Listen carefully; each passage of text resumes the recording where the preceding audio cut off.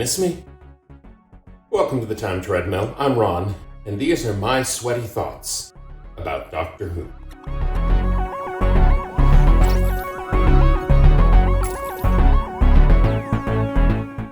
You know, when I decided to take a day off last weekend and rest because I didn't feel well, I really expected it to be a day off. I certainly didn't expect to take an entire week off from the treadmill, but here we are. So first of all, just to relieve any worries, I'm totally fine. I had an ear infection, nothing more, nothing less. I'm still on the tail end of it. Today is the first day that I feel really well enough to get out and be physically active. I know from past experience with these infections that if I push myself too hard, then it just snowballs the problem and I wind up having infections in both ears and I'm deaf in both ears, and it's a miserable experience. And nobody wants that. Honestly, as much as I enjoy this ridiculous project, it's not that important. And especially given the state of everything else going on in the world today, spending an hour on the treadmill watching Doctor Who doesn't seem like a top priority. But I'm back. I missed it. I feel so much better having been back on the treadmill and back into my kind of normal routine. It feels so good to be back. As for Doctor Who, well, today I started The Claws of Axos, which is a really interesting story. It's written by Bob Baker and Don Martin, who will later go on to create one of the great companions of all time, K9. But here in this story, this is their first swing at Doctor Who, and it's a solid story. It's only a 4-parter, which means it moves right along at a brisk pace with no unnecessary padding. And most interestingly, it has the Master in it, not as the main antagonist.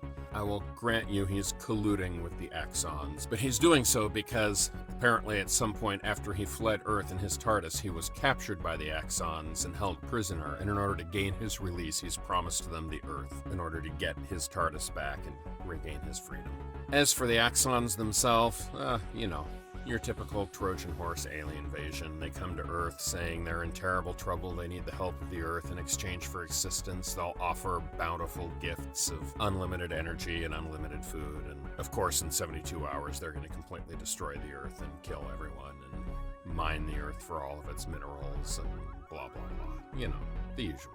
For me, I think the most fun part of these first 2 episodes is a necessary throwaway line that happened because they had started doing location filming out where the Axon ship crash lands. And as is normal with film work, you don't film in sequence. You film what makes most sense production-wise in terms of setup and teardown.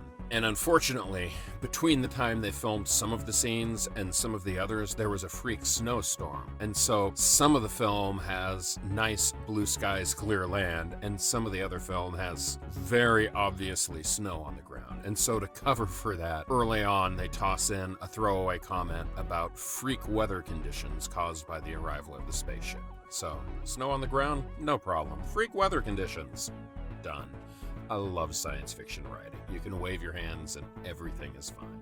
So anyway, I'll get into more of this story and the details and the Master's plan and the interesting things that happen there tomorrow. But for right now, I'm trying to take kind of a light day and get back into the swing of things. I'm going to go get cleaned up and get back to work, and I'll dive back into Doctor Who tomorrow. So until then, as I always say, stay home, stay safe, be kind, be patient, and I will see you tomorrow.